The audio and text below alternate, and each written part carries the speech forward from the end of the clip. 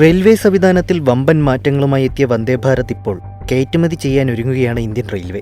Railway മന്ത്രി അശ്വിനി വൈഷ്ണവാണ് ഇക്കാര്യം സംബന്ധിച്ച സൂചനകൾ നൽകിയിരിക്കുന്നത്. ഗ്ലോബൽ ബിസിനസ് ഉച്ചകോടിയിൽ ഇന്ത്യയിൽ ഹിറ്റായ വന്ദേ ഭാരത് കയറ്റുമതി ചെയ്യാനുള്ള പദ്ധതിയിലേക്ക് ഇന്ത്യൻ റെയിൽവേ കടക്കുന്നതായി മന്ത്രി പറഞ്ഞു.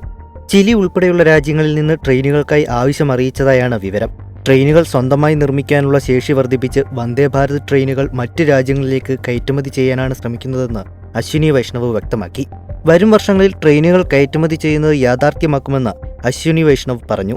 പൊതുമേഖലയുടെയോ സ്വകാര്യ മേഖലയുടെയോ പങ്കാളിത്തമില്ലാതെ ട്രെയിൻ നിർമ്മാണത്തിന് ആവശ്യമായ ഘടകങ്ങൾ സ്വന്തമായി വർക്ക്ഷോപ്പിൽ നിർമ്മിക്കാനുള്ള ഒരുക്കത്തിലാണ് ഇന്ത്യൻ റെയിൽവേ. അതേസമയം രാജ്യത്തെ വന്ദേ ഭാരത് ട്രെയിനുകളുടെ എണ്ണം 82ആയി ഉയർന്നിട്ടുണ്ട്.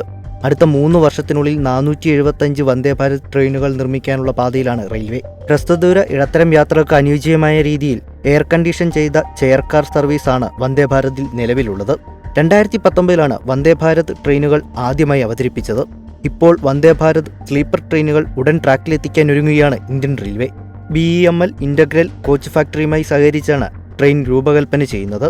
കാഴ്ചയിൽ അതിഗംഭീരവും പ്രൗഢവുമായ രൂപകൽപ്പനയാണ് വന്ദേ ഭാരത് സ്ലീപ്പർ കോച്ചുകളുടേത്.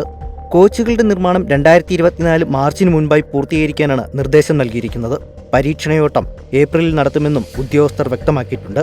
രാജധാനി പ്രീമിയം ട്രെയിനുകളെക്കാൾ വേഗത്തിലാകും വന്ദേ ഭാരത് സ്ലീപ്പർ ട്രെയിനുകൾ സർവീസ് നടത്തുക. ആദ്യഘട്ടത്തിൽ ഡൽഹി ടു മുംബൈ, ഡൽഹി ടു ഹൗറ റൂട്ടുകളിലാവും സർവീസ്.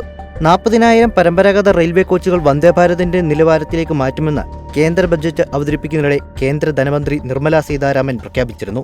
ഈ മാറ്റത്തിനുള്ള തയ്യാറെടുപ്പിലാണ് ഇന്ത്യൻ റെയിൽവേ. വരുന്ന ഏതാനും വർഷങ്ങൾക്കുള്ളിൽ ഈ മാറ്റം നടപ്പിലാക്കാൻ കഴിയുമെന്നാണ് റെയിൽവേ അധികൃതരുടെ പ്രതീക്ഷ. ദീർഘദൂര ട്രെയിനുകൾക്ക് പകരം വന്ദേ ഭാരത് ട്രെയിനുകൾ ഓടിക്കാനും റെയിൽവേ പദ്ധതിയിടുന്നുണ്ട്. 3 വർഷത്തിനകം രാജ്യത്തെ തിരക്കേറിയ എല്ലാ എക്സ്പ്രസ് മെയിൽ ട്രെയിനുകൾക്ക് പകരം വന്ദേ ഭാരത് ഓടിക്കാനാണ് പദ്ധതി.